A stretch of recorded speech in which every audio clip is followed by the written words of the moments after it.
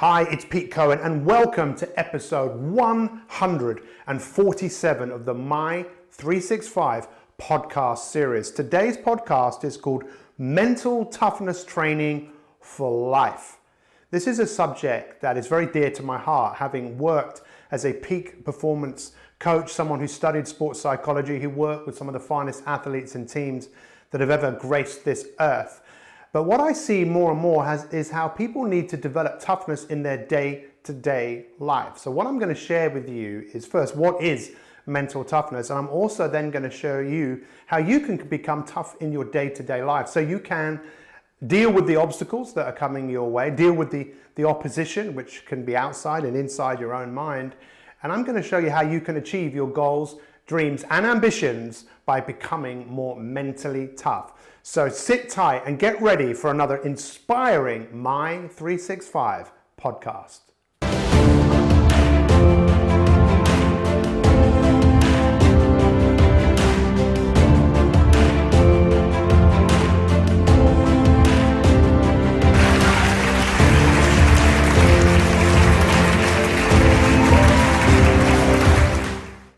Hey everyone, welcome to episode 147 of the My 365 podcast series. Today's podcast is called Mental Toughness Training for Life.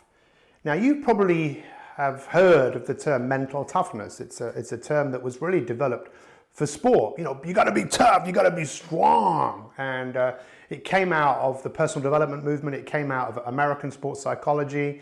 But when I worked with athletes, it really became apparent to me how important it was for them not only to be tough in their sport, but also in their life. And the word toughness kind of seems to be quite a male type of word. Come on, toughen up, be a man. But really, it should apply to all of us, because for me, what toughness means is your ability to overcome adversity. And when you look at athletes, there's no athlete who has achieved great things without coming across some form of adversity, whether it was losing, which seems to be a massive part of sport. You can't win all the time. Injury, some sort of regret, some sort of things which happen to the athlete, which happens in their life. And it's often how they deal with it. And I met and worked with some of the most incredibly strong athletes. But what was really interesting was what happened to a lot of these guys when they actually retired. And one of them was quite well known, a guy called Jonathan Edwards, who was a triple jumper who won Olympic gold and had the world record. He was very strong, but when his career finished, he really struggled. He really struggled with his belief, everything. Because if you think about it, he had trained for his sport for years, all of his life pretty much. And then when his sport ended and he retired from that, it was like, well, now what was he going to do? Because he really didn't know what to do. Why am I telling you this? I think we need to see our lives as athletic events, as competition. But the thing that's different between us and athletes is athletes might only be competing for 90 minutes or for even a shorter period of time, and maybe only for a few years as long as their career lasts. But with us, our life lasts for a very long time. So I really want to help you understand the different areas that maybe you need to be tough in, but also to understand what real toughness is. I believe it's your ability to overcome things that are challenging. So my first point to all of you is, look, what would happen if you were going to start to see your life as a competition? And I don't mean competing against other people. That's a recipe for success. In fact, not a recipe for success. That's a recipe for failure, if you like, but consistent failure. So let me give you an example. If you're looking to compete against other people all the time, then you're comparing yourself to them. There's nothing wrong with looking at what other people are doing, but if you compare yourself to others, you're in trouble. An example of this is an athlete called Roger Black, who was an athlete who I worked with, who was a 400-meter runner. And he was competing in Olympic Games, running against Michael Johnson. Michael Johnson at that time was probably the best athlete in the world. 200 meters, 400 meters, gold medalist, Olympic champion, world champion. And he kind of knew that he wasn't able to beat him. But what he did really focus on was himself and looking at what was going on inside. And he did get a silver medal. You see, what we have to do in life, I believe, is we do have to get tough. And we do have to look inside and realize what is actually going on. Now, if you're like most people, you probably don't have many goals that are driving you forwards. Athletes do. They know what's coming. They have a schedule. This competition is happening then, so they train for that. And we are all teleological. What does that mean? It means we're all goal orientated.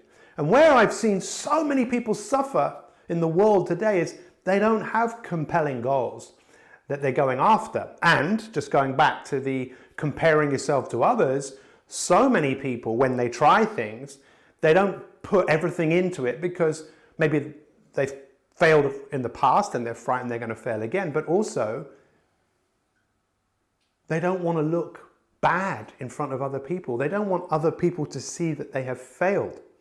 Can you not see that in life, all the things that you're probably good at is stuff that you trained to do and you probably failed and you learn, just like learning to walk. You didn't just give up. Otherwise, we'd all be on the floor sucking fluff. How did you learn to drive? Probably by stalling. How we learn in life, and this is where we all need to really get our head around, what does mental toughness really mean?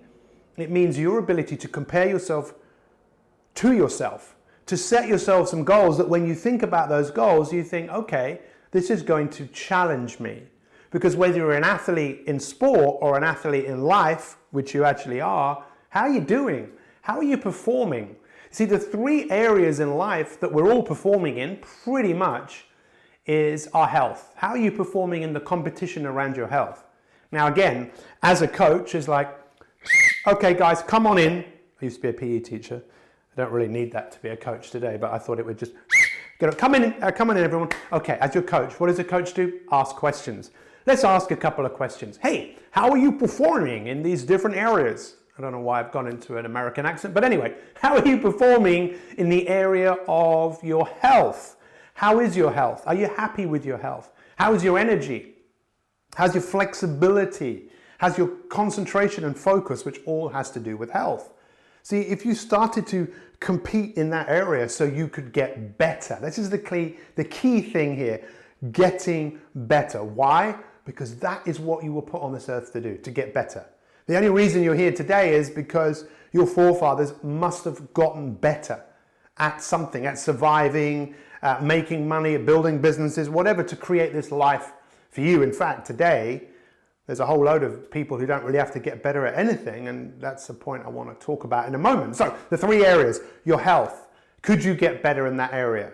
Could you start to see that every day you're competing in the area of your health to get healthier? Are there little things that you can do? And this, again, is where process and rituals come into place. Because when you look at great athletes, they all have all these little things done. They don't leave anything to chance. They leave no stone unturned.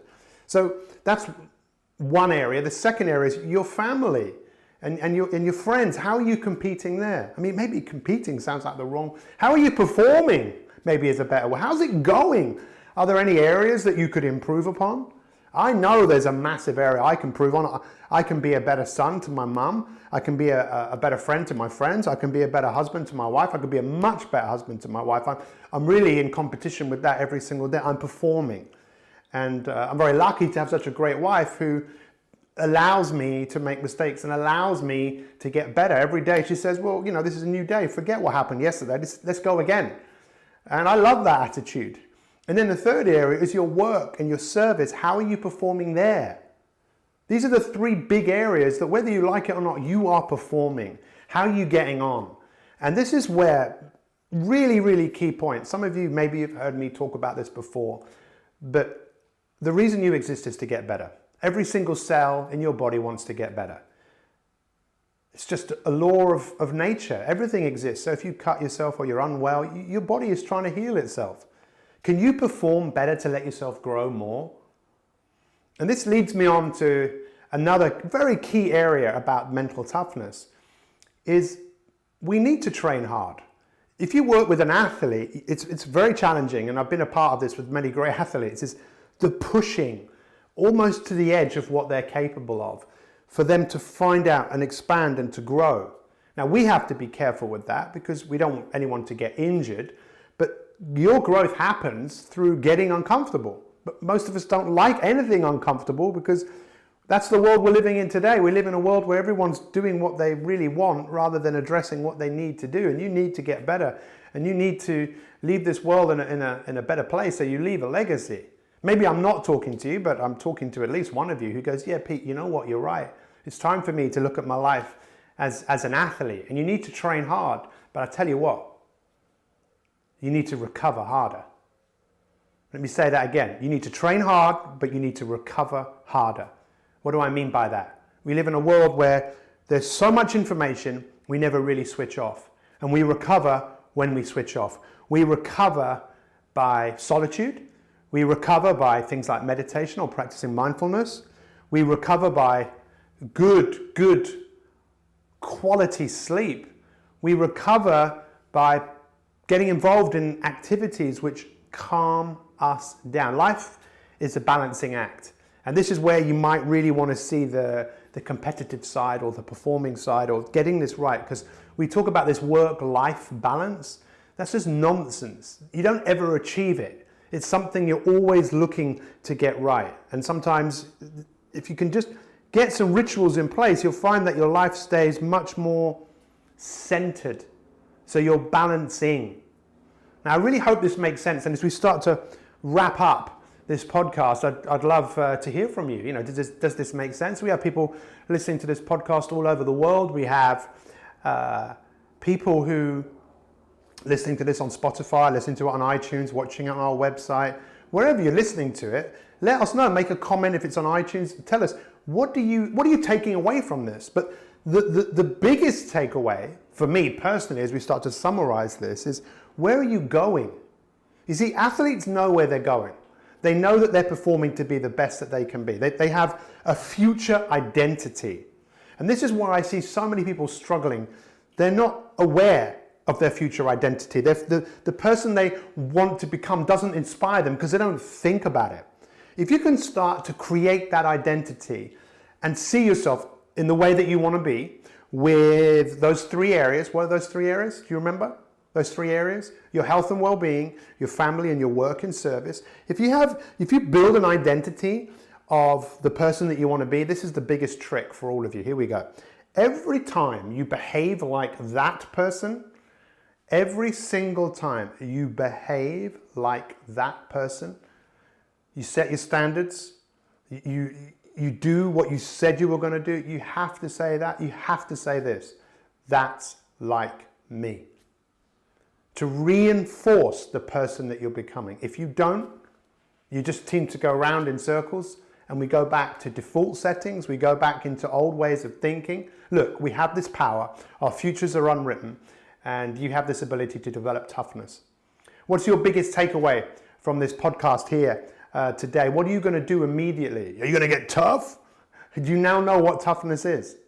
It's your ability to deal with the obstacles that are coming your way. You are here for one reason, to get better. Think about those three areas. Take some action based on the back of what I've shared with you. If you want to find out more about what we do, just check it out. my365.me/elite, my365.me/elite, and see the difference that we're making to people's lives. I believe everyone needs coaching. Everyone needs someone to help them make sense of what is going on in the world and help them to move forwards in a direction where they're just getting better. I appreciate every single one of you. Let's get tough. We'll see you next time for another My365 podcast.